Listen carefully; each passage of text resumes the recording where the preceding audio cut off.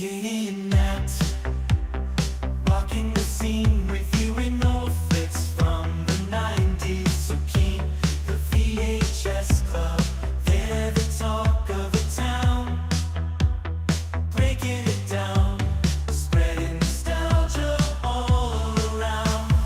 Moving and grooving to the synth-pop sound. Their insight is so fresh, painting pictures profound. From Pulp Fiction to Clueless, they know it all. The genuine love for movies stands tall. Unfolding memories on that VHS screen, talking about classics like you've never seen. Katie with her charm, Matt with that wit. Together they make the VHS Club legit.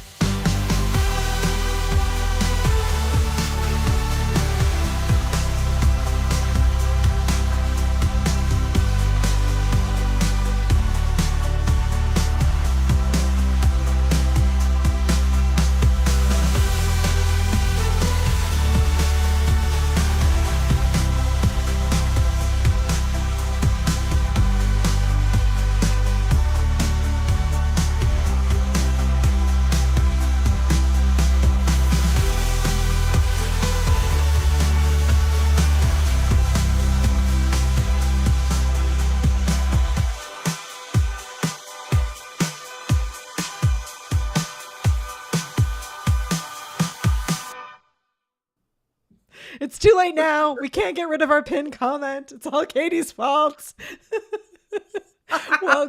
welcome back to the VHS Club. If you are hanging out with us here in our live studio audience, we are sorry. This episode is cursed, and we have moved it now, I think, 3 times, but we're here. We are here. We are doing the Ruthless People episode, so we're sorry that the pinned message may still be A there. lie. It's a lie. The pin, nothing to see here. We are here. We are here. Kathy, we're sorry. We're here. Ignore the pinned message. We're driving people away. And if you're listening or watching later, you're like, what is happening? Well, this is the VHS Club. This is the show where we review movies you've likely already seen. And tonight we are talking about Ruthless People. And we had scheduled this episode a few months back at this point. And Nat said that it would be this would be our white whale, and it has been. So now we're gonna need a new white whale on the other side of this one, Nat. I hope we don't have another one, but we'll see what happens.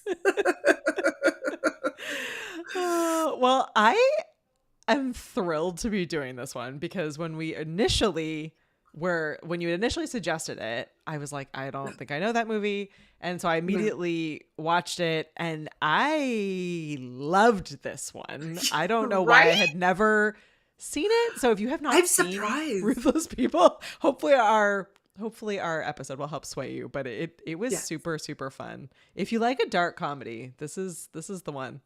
It's kind of like a dark comedy, but also a bit of a slapstick comedy. It has witty lines. It has great physical comedy from the whole cast.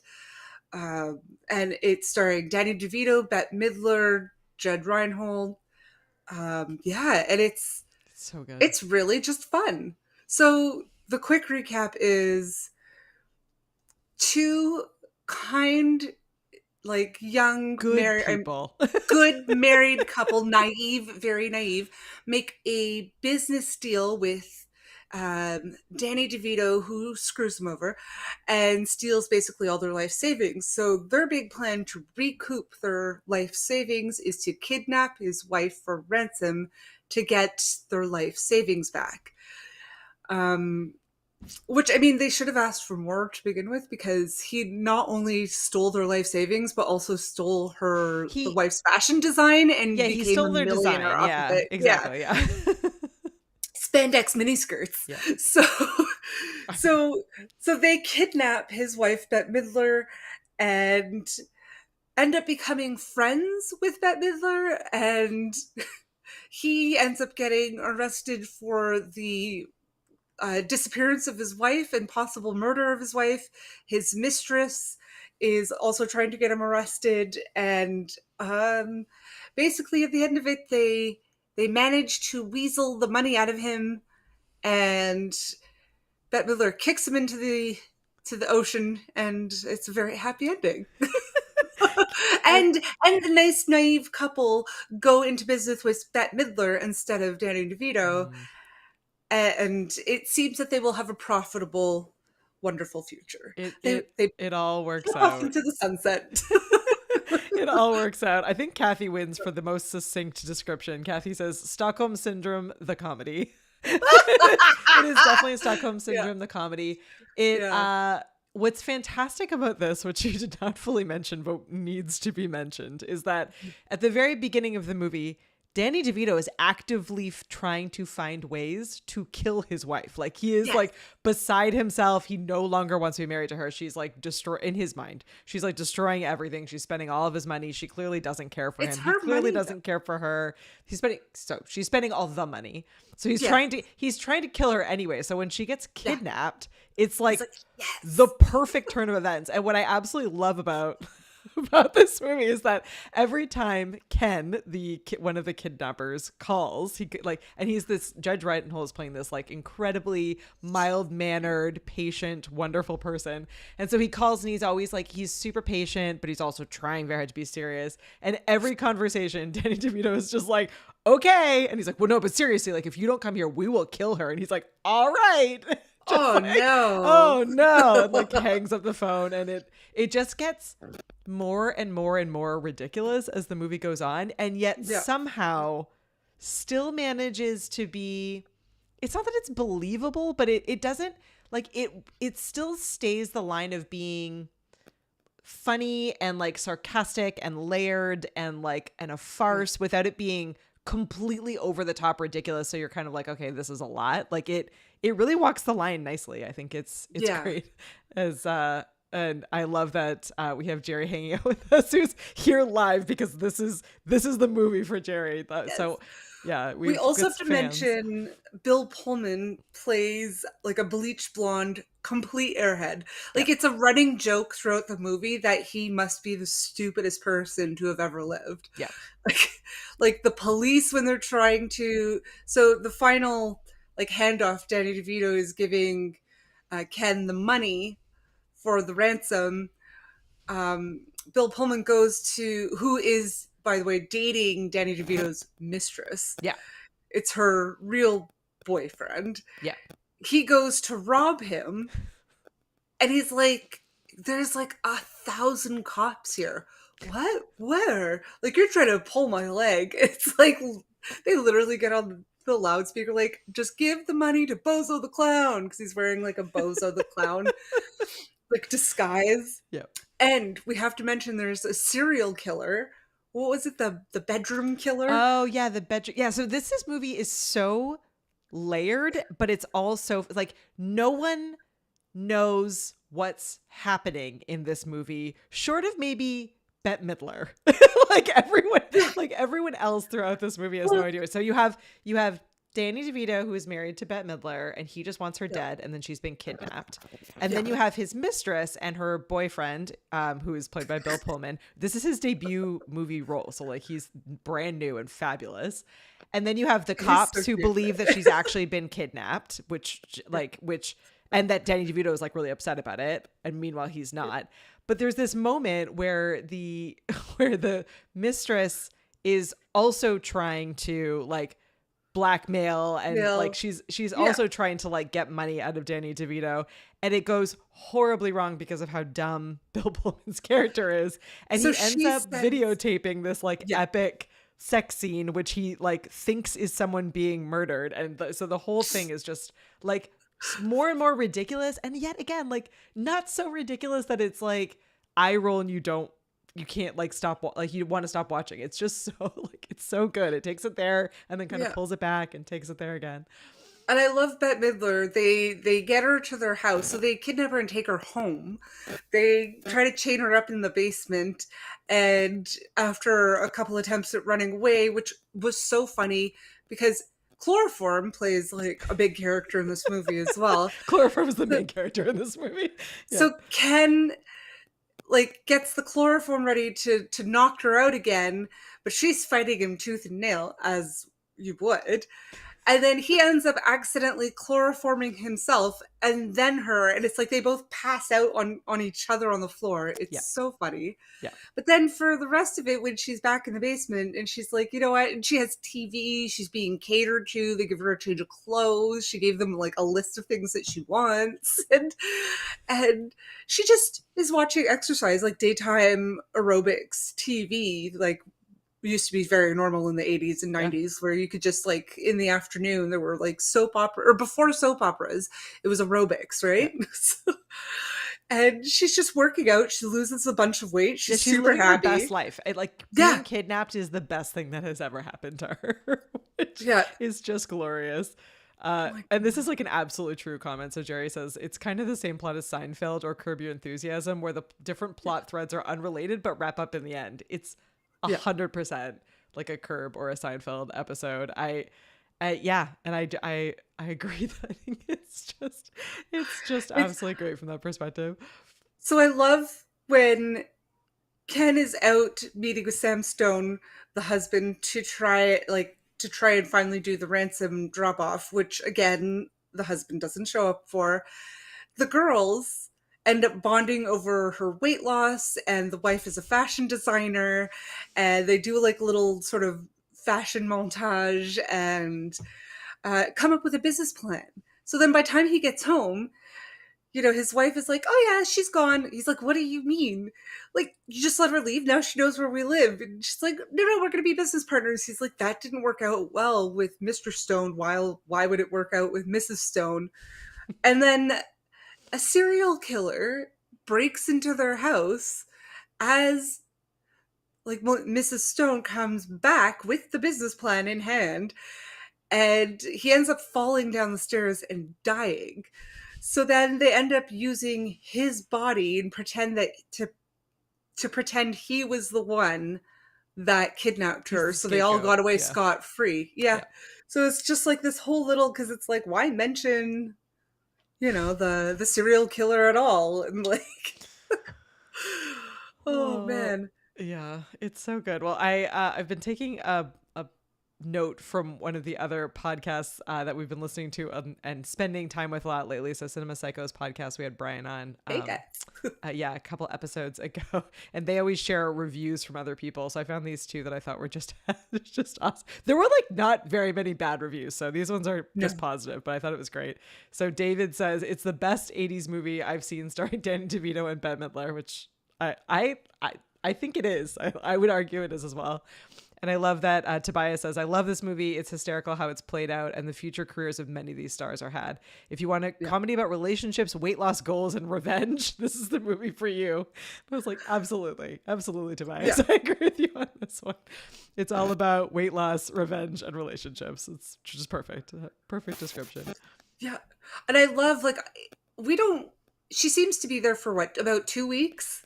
Yeah, I think so. It's a preposterous amount of time, because every time that Ken calls to try to get money, Danny DeVito doesn't really want his wife back. He wants her to be killed by he wants the kidnappers to kill her so that he doesn't have to himself. And the police are there, so he doesn't want to deal with any of it. So it becomes this like conversation where every time Ken calls, he's like lowering the price. It's like, she's worth like this smaller amount and this smaller amount. I'm a bargain. She's like, I'm like, what is it? She said Kmart, I think. Kmart or Walmart, like bargain discount. Yeah. It's funny because she clearly doesn't like care for her husband at all, but then she is insulted that he's unwilling to come out, which I feel like she would, like, the one thing I'm just like, I feel like she would know that he is like clear, like he's kind of like clearly smarmy and not not great. He plays it so well. I forgot. I know how much I love Bette Midler, so that is always as it is. But I forgot how much I love Danny DeVito and how funny he is. I have not watched It's Sunny, so I haven't spent a lot of time in like recent Danny DeVito. I should. You would love it.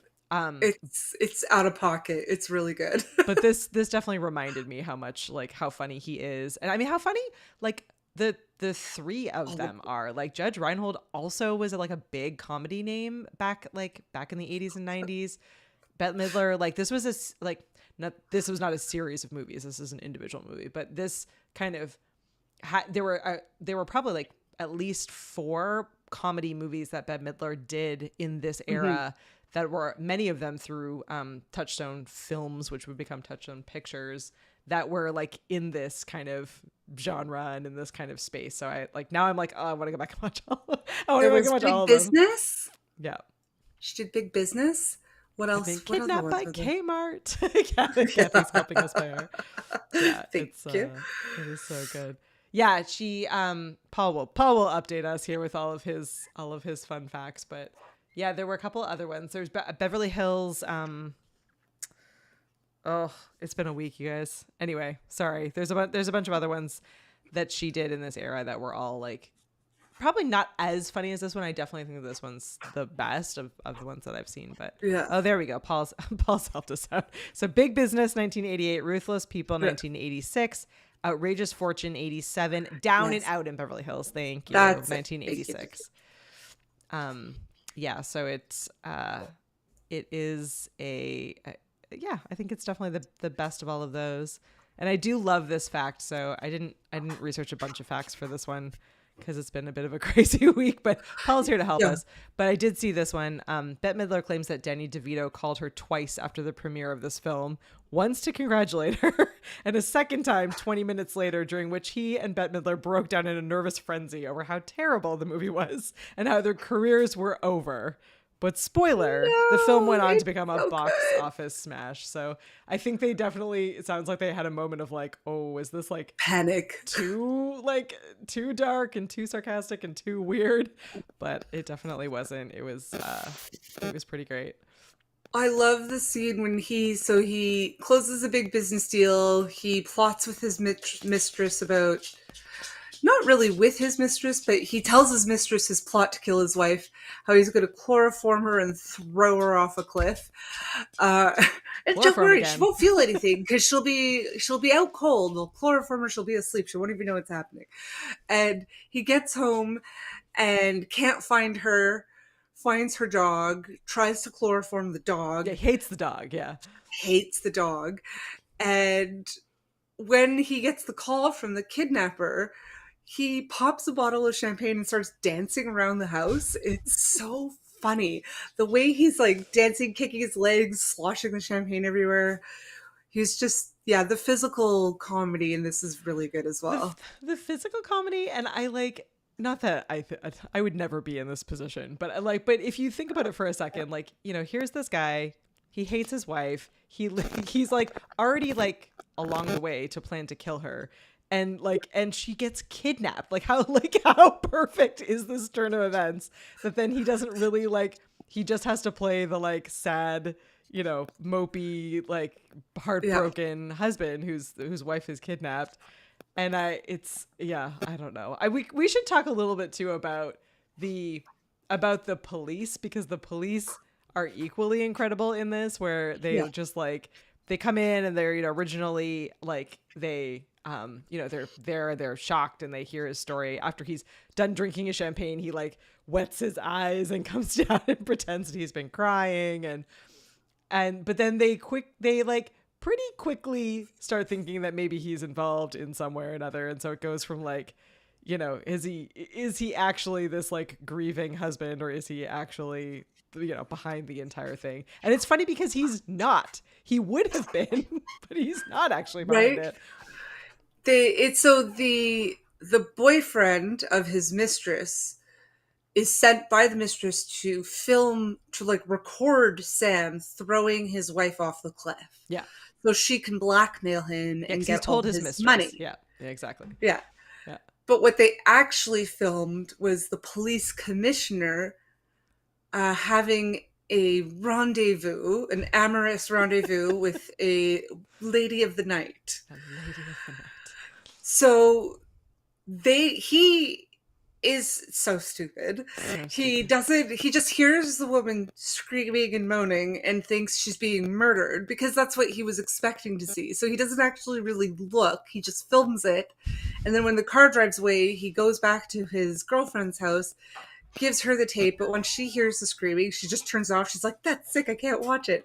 So neither of them actually watch what happens, No. what they've recorded. So she sends it to the police commissioner so that he can arrest Sam for the murder of his wife. Yeah. But he thinks he's being blackmailed. Yeah, he's the guy. Because she's going to tell the wife that he had an affair. Yeah. It's just such a twist of... So the cops go in with the police commissioner planting evidence, but at the same time, one of the deputies finds actual evidence. Yeah. Like, it's... Oh, it's just crazy. Like you say, wife. That's my brother, everybody. Nat is on location tonight because of internet issues last week. Yeah, So. I didn't want a chance missing this episode because my connectivity was non-existent last week. So I did have the phone and internet company come and rewire the house and update my modem, but I wasn't taking a chance to miss Ruthless People again. Exactly. And yeah, as Jerry's saying, the police commissioner was the guy in the tape, which is just fantastic. Exactly. Doc brings up a really good point that we should talk about, and your sweater amplifies this message. So if you're listening, you'll have to come by and see the video. But this movie has a vibe. It is the most mansion 80s decor ever. It's apparently called Memphis, is like the style that is. And that but I had never, I grew up in this era, and I don't remember this this being this crazy, this Memphis style. I do. I do remember it, but it was only and maybe it's because I watched this movie as a kid. Yeah, maybe. Which might explain some things why my parents let me watch this as a kid. But anyways, it's a comedy. I remember it only being elite rich people that had this kind of decor, which in the movie it is. Like Ken and his wife's house looked totally normal to me. That's true. It is a little Beetlejuicy. Like the Beetlejuice has that same vibe. Yes. I was just thinking exactly that. It's very Lydia's mom and Beetlejuice. Mm-hmm. Good old. And Catherine I feel like Catherine O'Hara and Bette Midler would be friends. So it feels, if it works itself out, I feel like it makes sense. She's like the Canadian Bette Midler. Yeah. I love it.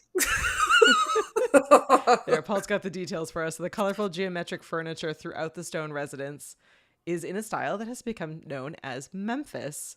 The design was popular in the 80s and also appears in Down and Out in Beverly Hills in 86, although not as prominently. I don't remember Down and Out in Beverly Hills, so I'll have to... We'll have to add it to the list. I'll have to add it to the list. Yeah. And Doc points out a really good point as well, which I did not initially catch, but this is very valid. So Earl, which is Bill Pullman's character, the dumb kind of idiot, is a carbon copy of Rocky from Rocky Horror Picture Show. I agree. I that's a really super poignant thought. Thinking back, he is, because he's this blonde tattooed, and he's wearing and Nat loves this, but he's everything is very Vice. He's Miami Vice vibes. Yeah, he has a t-shirt with a blazer over it, or I guess a blazer. Yeah. And his penny loafers with no socks. And aren't his doesn't he? Forgive me, I watched this originally when we were originally supposed to record this.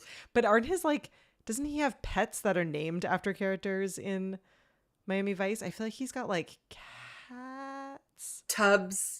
Yeah, maybe. He does. I think his cats are named after it was Miami Vice. Tubbs and Crockett, or Burnett.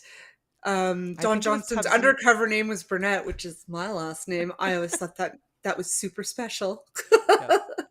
I think his and my dad did pull off. Yeah, my dad also did pull off the pink t-shirts with linen pants in the 80s. It's a good look. I mean, I'd be fine with that one coming back. It's a a solid look. Men bring back the pink shirts. The male crop top is back, so you might as well. I don't care for the male crop top, but I do like. It depends who's wearing it. Pants. Doc is agreeing with me. So yeah, so he's got cats named Crockett and Tubbs. Yes, which I think are it's just fantastic. It goes with the whole outfit. Oh man. And then there's also a dog named Hitler in this one. So we've got all the pet names coming through. Oh, it was goldfish. It was the goldfish. Thank you. There you go. Right. No, I was in cat's mode. It was the goldfish named Crockett and Tubbs, but they died. Okay, so they weren't even in this. That's how dumb he is. It's all coming back. I mean, it's not hard to kill a goldfish. No offense to the poor little guys, but they're not meant to survive for a long time. It seems. I wonder if we didn't put them in a bowl, how long they would actually live. Like if they're just out in the wild, what's the average Yeah. lifespan of an out in the wild? Where are goldfish from? Like, what's a native goldfish spot? Welcome to our neurodivergent brains. Welcome to the VHS Club. Where are goldfish from? We'll update you on the next episode. Exactly. The way everything, Kathy says, the way everything wraps up reminds you of Secret of My Success. Absolutely. Yeah. Yeah, I really love how it had like this nice, neat little bow at the end. And she shows up. So it's like the police they thought like, oh, we'll never find her because, you know, the ransomer died in this horrible car crash, like going off the pier. And she shows up and she's like, oh, he let me go, you know? So it's like nobody's at fault. And she was in on it by this point. And then Danny DeVito's pretending to cry, but he's actually like, yes, now I've inherited like my heiress wife's. Like you could tell he married her just because she was an heiress. Yeah, she's like she was the daughter of one of his like former business partners. Like they do say that he had married her because she was like an heiress to this fortune. And then I love when she goes to give him a hug, but she's actually beating him up, and the two cops, the detectives, are like, you know, man, I wish that my marriage will end up like that, like to have such love and devotion. And they're going on and on about how great the relationship is and how emotional Sam Stone was this whole time. And she ends up pitching him in the drink, you know. So it's just like, yes. Well, this just in that goldfish are little carps, little carps that originated from Asia. Thank you, friends, for filling us in on this updated news. I mean, we're here in the past, so this is very good. This is very, very good news. They're from China. Well, they're very beautiful. Yeah. I feel bad like that we kill them so free. Like I think my poor dad has probably flushed more goldfish than I don't even know what. I had this one little guy, Goldie, that I got in preschool. Okay, so I'm like 3, and he lived for like two plus years because my dad just kept replacing him. No, it's impressive. We'll just he'd wake up in the morning and be like, rush out to the pet store to get another one before I woke up every day. Like you couldn't pull that off anymore. The pet stores are just not open often enough.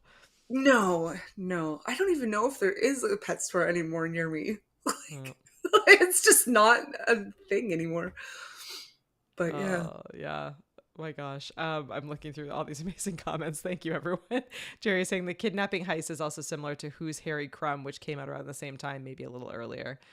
Yeah. There was a book as well that the story was really similar to, and the story in the book was that it was a like the spoiled 10-year-old of a famous couple, and the 10-year-old drove them nuts, which also feels like that's way darker. Movie. It's like no, well, I think it like I did not read this book, but I think in that story it was more like the kid they weren't going drives to them kill crazy. the kid. It's like Home Alone vibes, where it's like they kidnap this. That's how it sounded to me, but I totally could be completely wrong. They were killed. They were trying to kill the kid. And plotting to kill this poor child. No, that's a little dark. What was I remember you when we originally researched this and we're actually going to do it, you were telling me that Bette Midler wasn't supposed to be in this movie? Madonna was supposed to be in this movie. I had that fun fact with it, which actually like I think would have worked, not as well, like, but hear me out. I actually think Madonna would have done a pretty good job with this, because she was pretty awesome actor. Yeah, like she was a pretty awesome actress, and I think I loved her in, what was it? Look Who's Talking, Milk Money, Dick Tracy. I love her in Dick Tracy. Yeah, we have to do Dick Tracy. It's on the list. Yeah, I love that movie. We're doing really well with our movie list because there's only like 180 something on the list, but there's like 40 or 50 or whatever thousand movies in this Yeah, generation or era or what have you. So I mean, I feel like we've really narrowed it down. So we're doing a Except I really good daily job. am like, oh yeah, at that. I mean, not really, because on the flip side, we just choose the next movie completely at random. And then when I go to update the list, I have to add that movie to our list because it wasn't even on the list. So we're just growing the list without actually checking anything off of it. We're just adding new things. And of Yeah, course, the completely. tater tots are helping us. So Josh is saying that absolutely we should do Dick Tracy. Jerry is saying we should do Desperately Seeking Susan. Love it. And Kathy had a good suggestion up here. I must scroll up to try to find it. She asked one that we had not done. Kathy has suggested a couple we haven't Kathy done. has got some good suggestions. We should have Kathy come on the show and do some. Yeah, movies we with should. us. Kathy, where did it go? Oh no, I saw it up here somewhere. You suggested a different one. She had suggested a dance movie, one that we hadn't covered, and I can't remember it now because my brain is mush. Katie and I are rather punch drunk today. It's you know, we're here. It's, you know. As a throwback Thursday, Nat had actual twisters in Montreal yesterday. So Oh my gosh, yeah. Update. I she did did some not storm go chasing. storm chasing. I did not. Okay, good. It was because I would have had to go to the South Shore. So if you don't know Montreal, it's, well, obviously the South Shore of the island, and I live in the west end of the island. And I would have had to cross this really janky bridge. Yes, they did just rebuild it. That's still janky. Yeah, would you trust the Champlain Bridge during a tornado? Absolutely not. The only one I would go over is the Victoria Bridge because it was like the last iron bridge built, and it was done by the Irish. Though I did hear that a lot of people from Ganawage worked on the new Champlain Bridge, and I do trust their craftsmanship. But this has been Goldfish and Bridge Building with Katie and Nat. Thank you so much for joining us. We hope that you'll join us next week. I did not become an amateur storm chaser yesterday because, no, I didn't want to cross a bridge during a storm while chasing it over water. So, Yeah, that's solid. no. It's a solid, solid thing. Well, Doc is helping. But we us did with- have some pretty good rain. I'm glad that this was not last night. Episode wasn't last night. We have lost power again. Doc is saying that he's helping us get back on track by saying that Bette was awesome in the exercise scenes because it was so normal, like normcore at the late 80s. Yeah, I remember all the time. all That was of the always time. on TV. I actually have been really into the idea of, so my mom built, didn't even buy because it was like, well, we could just build built out of wood, those steps. So you do like stepping, so you would step up and then down and then up and then down. And I was like, oh, I could totally just build one of those and get myself some really fun neon colored sweatbands and things and some spandex, and I could just spend my days just doing old school Paula Abdul, and what were we talking about last? Paula Abdul and Jane Fonda videos. Jane Fonda, Buns of Steel. Buns of Steel. Yep. Yeah. I would like to be kidnapped for a couple of weeks. I would kind of hope that Dane wouldn't just assume that would be fine and that I wouldn't come back. But the thought of being kidnapped by really nice kidnappers who feed me nice meals and I can have whatever I want in the space, that feels kind of nice. It feels like it could be a nice break. It would be. I mean, yeah, it would be a nice break. A break from all the things. So I'm looking up some fun facts. Apparently, the Ruthless People theme was done by Mick Jagger, which I did not notice at all, even though I rewatched the movie again today because I was like, ooh, another excuse to rewatch this movie. So this movie, the reason I loved it so much was because it was one of my aunt's favorite movies. That checks out. And yeah, Auntie Emery. And we used to cackle our heads off at this movie all the time. And it was one of those that we would rewatch frequently. I think it was this and then also Mickey Blue Eyes. I don't know if you remember that with oh, is that Hugh Grant? Yeah. We're Anyways, which was so funny. One of my favorite lines in the movie, and I'm going to misremember the quote, but when the serial killer, the bedroom killer, I think, breaks into their house and accidentally gets fallen down the stairs, um, and he's dead. Before it, he says to Bette Midler, he's like, "You remind me of my mother. I hated her." And then he sees Ken and he's like, "You remind me of my father. I hated him." So he's trying to kill them. And then when the three of them run down the stairs, Ken, his wife, and Bette Midler, Mrs. Stone, they run down the stairs to go see if he's alive, and they discover he's dead. She looks at his face and she's like, "Oh, well, that's a case for birth control." Like, it gets me. The way she says it is so funny, and I could never do Bette Midler justice. But The exact quote is, he said I looked like his mother. He hates his mother. So if I look like his mother and you look like his father, this is what our son would look like. Pretty strong argument for birth control, which is just great. And then oh my god, I'm trying to find my favorite one was about the oh yeah, so Ken Kessler, who's one of the nice guys, the line he says is, "What the hell is the point of being a decent person when no one is? Let's be assholes and get rich." So in my Canadianness, I feel that every now and then I'm like, what is the point of being a decent person? No one else is. And Jerry's got his favorite, which is, "I'm robbing you." Also a great one. Yeah. I love how Carol and Earl, the mistress and the dumb boyfriend, they're like, "You know what? We need to actually or she says, we need to see what's actually on this tape."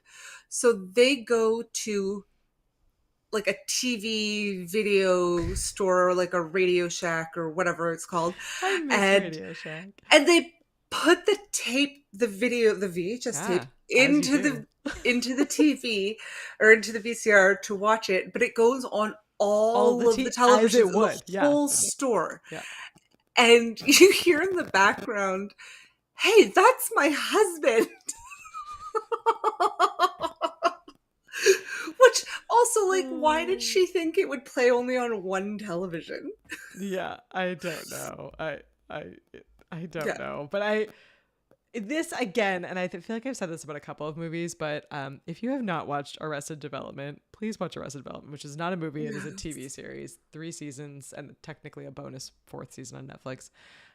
But it is similar to this movie in that I feel like you could probably watch Ruthless People and Arrested Development 85 million times and you would still find like little things in the background. Like there's, little like lines in the background, like what you just said, or, nods to different things, or like, reactions in the background.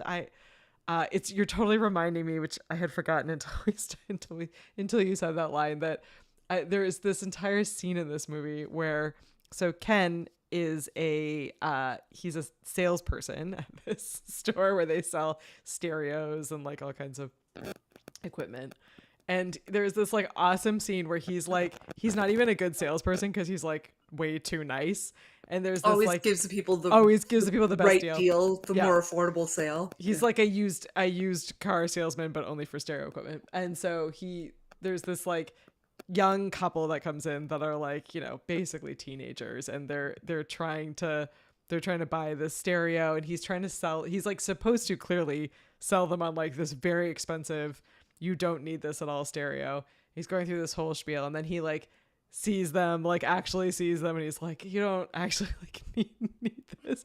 But right before that, the stereo is so large that he's like, "You could basically be buried in this like a coffin." Like he's just going off on this crazy tangent, and then like you can see him like backing up and try. I've never related to a character more than I do Ken. Like he's so wholesome. He tries to go in for the kill, and then he like sees that the wife is pregnant, and he knows they can't afford it. Yeah. The Dominator is popular with men who like bigger equipment. So the lines are so good.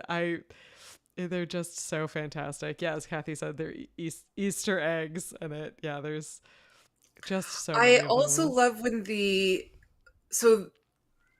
the police find at the Stone house a tire track, a Mhm. tread, and they make a mold of it, and they're looking to try and match it. And unlike today where we have computers and databases, like they actually have to like look with a magnifying glass in manufacturer books of all the different tire treads. Anyway, so they finally find it, and the two detectives, or they realize that it's his car, like his make and model, his truck. So they go to his store to speak to him, and he's like, oh, let's go upstairs. So we'll go to the manager's office. So he brings them upstairs, and he realizes he's about to be caught by the police, Mhm. potentially, Potentially. because he can't think of a good excuse, and he's No, obviously not a good liar. he's not a good liar.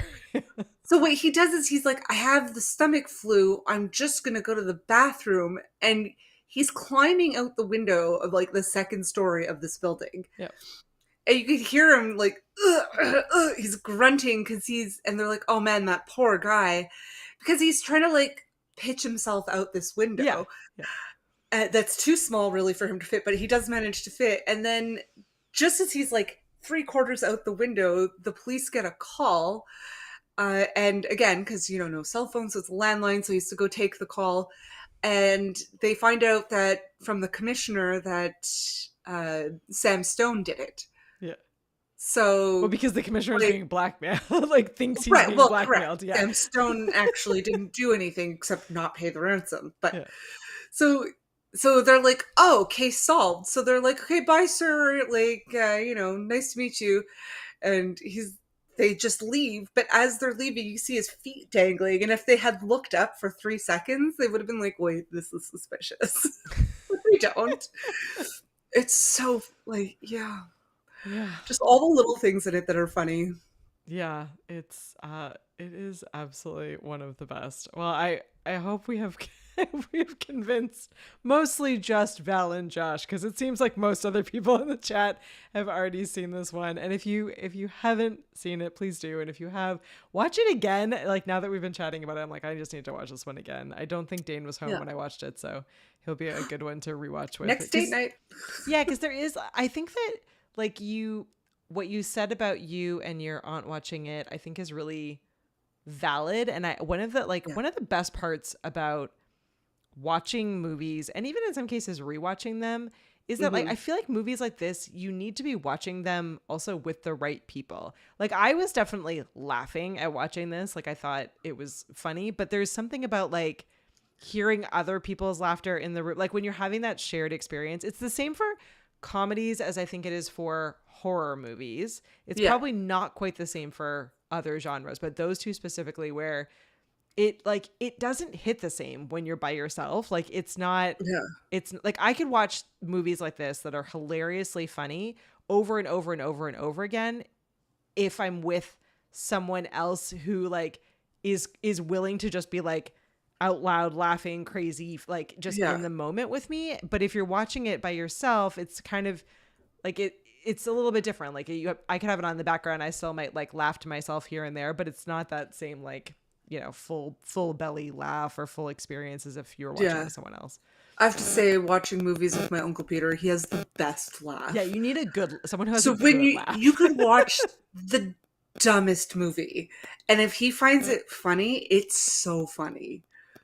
And it's just like I forget what it was. I think we watched like Deuce Bigelow, Male Gigolo with him like a million years ago. And solid movie, Nat. Good solid choice. movie, right? He thought it was so funny that it was funny for the rest of us. But I'm sure if we had just watched it and my uncle wasn't over, we probably wouldn't have found the movie like super hilarious. Not as funny as it wouldn't have been as enjoyable.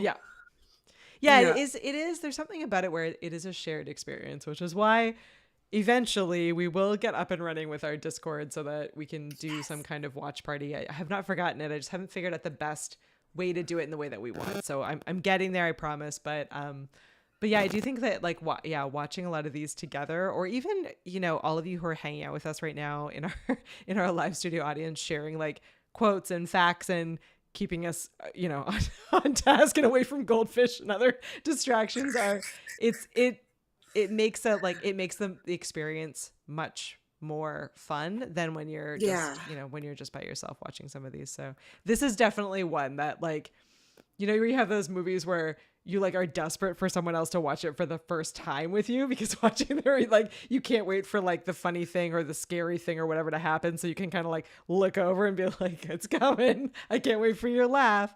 This is one of those ones that I think is definitely on my list for that, where getting to watch it with someone where they watch it for the first time is always a fun experience. I'm always sad when friends watch like something I recommended by themselves and report back. I'm like, darn it. Like, I would have invited you over. It's much more fun to watch it with them. Exactly. Yeah. So this is sort of a random question, but for you and for our live audience, our tater tots, what was your most memorable or like the most fun theater experience? Yeah, this is a good question. I'll start you off. All right. The movie Obsessed starring Beyonce. Oh, that was a good one. Yeah. It was... Now, I love Beyonce, don't get me wrong. Don't come for me. But the movie was god-awful. Yeah, it was not a good It movie. was so bad. But my friends and I went to go see it downtown.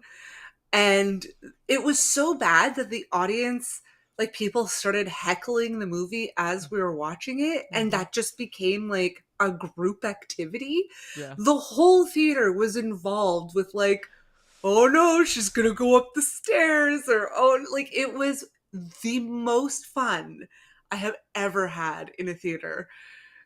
And like, that's like including Rocky Horror Picture Show, Lord of the Rings midnight premieres, like, this was insane. It's like everybody was like, yeah, the movie's bad, so we're all gonna join in on this. It was so funny. I don't think that I have had one that's like specifically like that. I do love and really miss the, like, the Lord of the Rings, Harry Potter, the midnight premieres where like imagine this, everyone. Back in the day, we would like have to, for a while, you would dress up. You'd have to call like either a hotline, or eventually there was a computer where you could buy tickets, but you had to like get your ticket to the midnight showing, and then you had to sit and wait like in a line. Like, and there's no assigned seating. Because there was no assigned seating. Still kind of like confuses me. Like, I get there and I was like, wait, I have a seat number? Like, I just want to sit down. I don't want to. Yeah, but if you wanted a good seat, you had to go and wait. So it's like you would go, say, at like 1 o'clock to go buy the ticket, and then like we would wait. You would wait, and the rest would go get food. Yeah, we waited in shifts, like from like 1 p.m. to like midnight. It was crazy. I did like those, and then my favorite on the opposite side, and Doc is saying this as well. Like, so Doc says he likes movie theaters alone. I'll tell this story. So when Dana and I first started dating, our very first date, we went to go see. Oh man, now it's I blocked it out of my mind. Insomnia. So I will never forget. Katie called me from the theater. If anyone hasn't seen Insomnia, in my personal opinion, is horrible. So we went to the it had like just opened. We went to the movie theater, which was still a thing back then, and we like bought tickets and went in. And when we first got into the movie theater, there was probably like, it was at least like half full. And then as the movie kind of went on, more and more and more people kept leaving and leaving and leaving until it got to the point where it was just the two of us. And then a guy like a couple of rows in front who was completely asleep, like laying down across multiple chairs, asleep. And then I think like another guy like sitting in the back, like by himself. I don't know, doing. Oh, that scares me. I don't like those. But people. It was an epic kind of experience, because it was basically just us being like, this is really bad, and yet like the experience is so fun and weird that we were in for it. So you called me from the payphone while the movie was playing. You excused yourself to go to the bathroom. I don't remember. You called me and you're like, this guy, Nat, that like is my dad's like business partner's son. Like, they forced us to go out, and he doesn't talk. He just stares at me. It's kind of creepy. This is the worst movie of all time. I'm like, suck it up, Buttercup, and go back in there. Like, I'm like, is he hot? And you're like, not enough. No, but he was.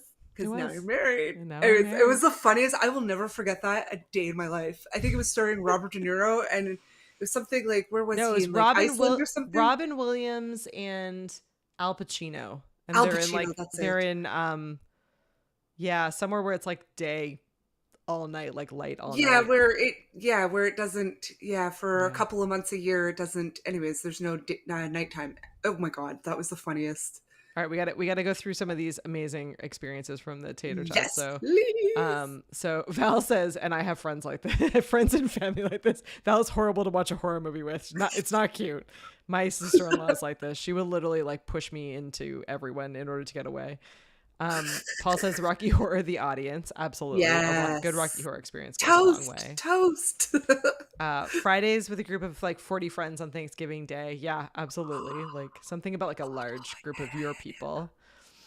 Josh says the best theater experience for me was going to see Batman: The Killing Joke, the horrible animated adaptation of the Alan Moore comic back in 2016. While the movie Wow. sucked, we had a blast, same as me. Yeah, right. The movie sucked, but it ended up working out. Yeah. Kathy says the most memorable was having a balcony seat at Superman. The moment Christopher Reeves first changed into the outfit, the theater exploded. That would have been so cool. Yeah. Okay, mind blown. That would have been Iconic, yeah. the coolest thing to see. Yeah. Doc saying Rocky Horror Picture as well. Opening Yeah. night of Harry Potter, Star Wars. Yeah, absolutely. Like, I technically saw Return of the Jedi as an infant because my dad just needed to. Well, My dad worked night shift anyways, so he would during the day he didn't want to miss the movies, so he brought me, and like apparently we were the only two people in the theater. It was like an afternoon matinee. I obviously don't remember I was an infant, but I can technically say I was in the theater while Return of the Jedi was playing. well, they re-released them when we were like tweens. Oh yeah.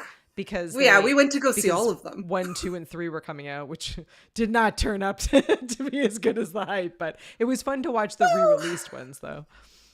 Feels back and forth. Feels back and forth. I've changed my minds about episode 2 at least. And apparently I saw this a couple years back when Disney Plus came to be. Apparently Jar Jar Binks was trending with kids. Like what Lucas thought Jar Jar would be back then, he is nowadays. Oh, Which I I'm like like, that. what's wrong with kids nowadays? The poor guy was so annoying. Yeah, I don't like that. Doc gives you props for your Grogu pillow. Doc, it's Grogu. It's not Oh, yes. Yoda. Yoda-esque. It It's is Yoda-esque. Grogu. Yoda-esque. And I have an X-Men poster there too, which nope. I don't know why I'm like freaking out. I don't know which way to move. The important thing to note is how incredible Nat's sweater is. It's very on theme. It's very Yes. Memphis vibes. It's vintage. I think I got it in a church basement sale in Vermont. Mm-hmm. In this cute little town that looks like every Hallmark movie is filmed there. Mm-hmm. Yeah. Yeah. Yeah. Well, we have Thanks, church ladies. Thanks, church ladies. Thanks, church ladies. Well, we have come to the end of our episode, and we're sorry that we knew this episode was going to be a little bit of a hot mess. So we're appreciative of you hanging out with us during it. If you are hanging out with us in the next couple of weeks, we have some fun episodes coming up. We have Josh is stepping out from in the chat onto camera with us for not one, but 2 episodes back to back. We're going to do one on the history of VHS, which I think will be different but fun for us. We're going to do some research and learn about all things VHS. Josh has got a really cool VHS collection, so I'm super excited to have him show that off. And then we're going to do another Batman movie, which I'm really excited about too. And we have a couple of other special guests joining. We have Jeff, who is joining. We've been on his show before. He does a couple different shows, but we've been on twice on Crossing the Streams, which has been super fun. So he's coming on. We're doing the mini series, which I have never seen. I know nothing about. But I have actually seen it more than once. Of course you have. I'm always like, I've never heard it, and that's like, I own it. Here it is here. I don't. An ex of mine was really into it, so that was just an activity we did. Gotcha. Was watch V. It's for visitors, and I remember apparently. my mom Spoiler. talking about it when it had come out, and it was like the It was thing. so shocking. And there was a reboot, but it did not do well. Okay. All Yeah. right. All No. right. So I'm excited for No. that. It'll be fun. Yeah. Lots of other ideas coming. We talked Kathy into coming on the show, so Kathy, you'll definitely have to come on. And I will say, so before we fully go into potato review, so drop your potato reviews in now. Drop them in now. I will say we updated our website. I updated the website yesterday, so we now have By like we mean Katie. by we I worked hard on it, and that was no help whatsoever. But we updated the site, so now there is a guest form. So if you've been wanting to be a guest on the show, because we've had like all these people who want to be guests on the show, which is so flattering. So you can actually fill out the form, because I was doing a very poor job of staying organized. So now we can be organized. There's a guest form. We still have voicemail, so you can still leave voicemail if you want to hang out there and leave some voicemail. And what else did I update? Oh, now the episode pages have the show notes and like all of the sources, but they also have both the video and the audio option. So the episode pages are a little bit more robust. So over the VHSclubpod.com is where you can get all the info. We'll keep adding more info there, more information and more stuff. We do have an email list. So if you want to get reminders, this is not like a big thing. We are not spamming or sending too many, I assure you. But I did think it would be helpful because as we joke, we're here most Thursday nights. So if you want to know like exactly what's going on and get updates on the show and be able to email back and forth with us, you can just drop your email address in there. It literally just goes to us. So it's just for us to keep you up to date. But Yeah, we're not sending you anything else. No. We might- don't have anything creative or cute yet. If we do, we'll run it by you first. And if you'd like that email, we will send it out. But throw So a little Val, thinking caps on. Val is saying that she can't be a guest because she can't offer any critiques. But I think, Val, it would be super fun to have you come on and we could just tell you live about our favorite movies. That would be awesome. Or we could play a game where we do, oh, you know what? So I was on this show. Shout out to my friends Anna and Fulgence who do a show for Ecamm for us every Monday evening at 7 p.m. Eastern. They do this show that's all like Ecamm news and live streaming and video production and podcasting.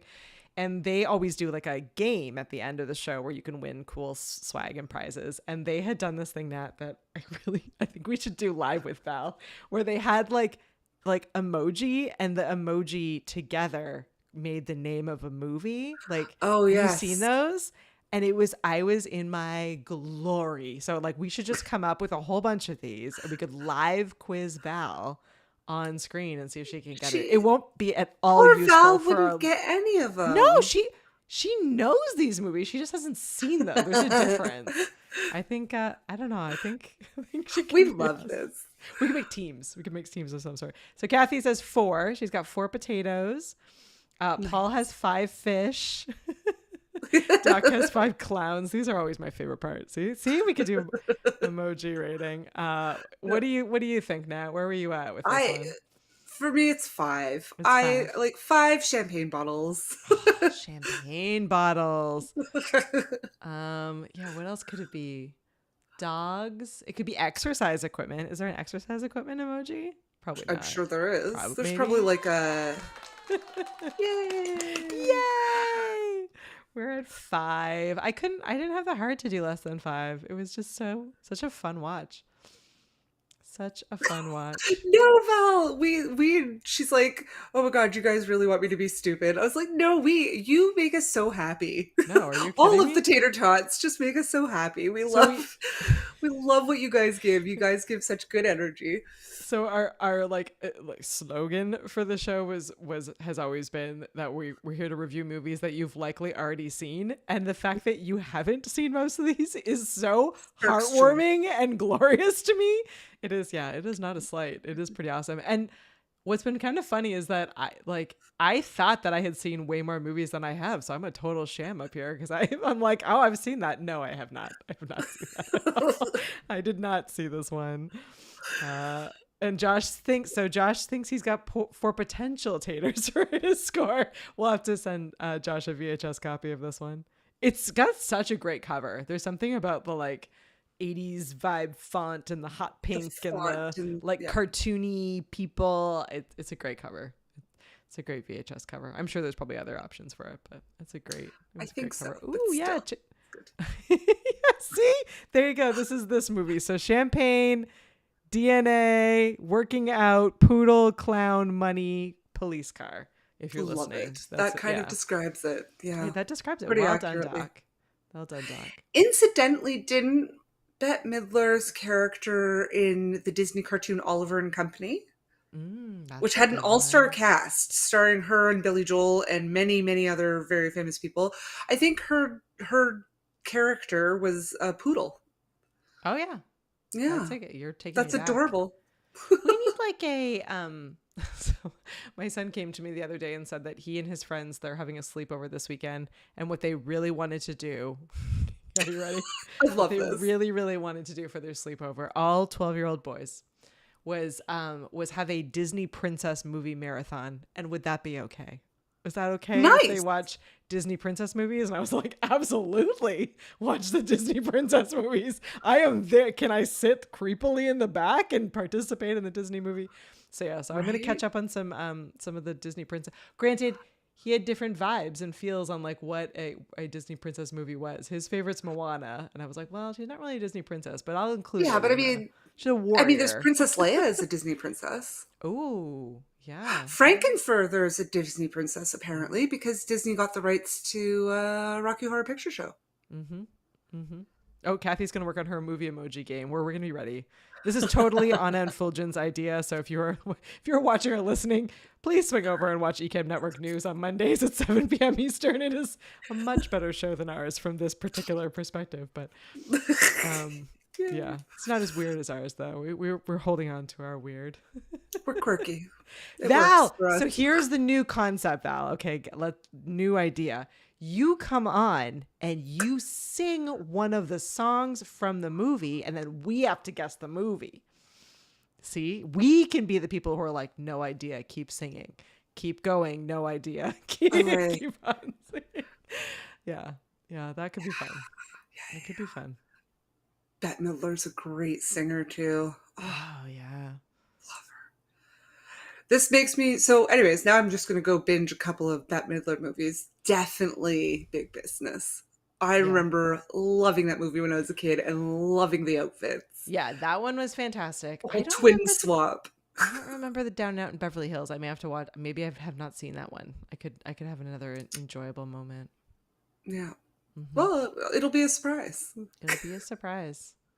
Well, thank you for hanging out, Nad, being on location today. Thanks to Andrew and Emma for lending their awesome movie themed background for you until Belle fixes your internet, because it was weird not having you. But Lou and I were like sad, and I tried. I think Val was like, log on with your mobile data, except even that the reception was really bad, and I couldn't even watch the stream. And when I was watching the stream, I was hearing it like where it was currently and in the past. Like it was, I had two audio tracks going, and I'm like, all I did was click on the YouTube, and I was like, I didn't even log in or anything. I'm like, this is a mess. All the things were broken. It was, and then there were twisters. Crazy. It's just been a nightmare. The world of Nat, the Montreal world has been not cool. What have you? You know, this morning I woke up and I was like, I need to mow the grass, and it's pouring rain. But there was these beautiful red robins in my front yard, and it made me feel like a Disney princess. So life is good. We're full circle. Internet or not. Exactly. Well, on that note, thank you for sticking it out with us and for hanging out in our Ruthless People episode. We did it. We got to play the applause. We did it. We did it. We made it through this episode. We had always wanted to do this one, so it's not like we had no interest, but man, it all went really wrong, and we pulled it off anyway. So go us. Go you for hanging out with us. And we hope that you'll see us next week, Thursday, 9 p.m. Eastern, if you want to hang out in the live studio audience. Otherwise, you can swing over to the VHSclubpod.com and grab all the details and listen or watch the episode there. Josh is going to be on. We're going to be talking all about the history of VHS and VCRs. I don't even know what VHS stands for, so I'm going to learn a lot. I'm ready. I've got my notebook. I have some memories of like my dad's commentary on. Yeah, we'll share some memories. Yeah. Nat, maybe you could do some prep work and get your do you still have your little car rewinder? That would be cool. Yeah, of We could course I demo. do. I still have a working VHS player. Perfect. We could do a little tour of my multimedia. Perfect. It's going to be a wonderful, filled with tours. There'll be cars that rewind VHS. We're going to see Josh's collection. It's going to be fantastic. So come back and join us next Thursday at 9 p.m. Eastern right here on YouTube, or listen or watch wherever and whenever you would like. But thanks for hanging out. We'll see you next time. Bye now. Bye everyone. Kidnapped, walking the scene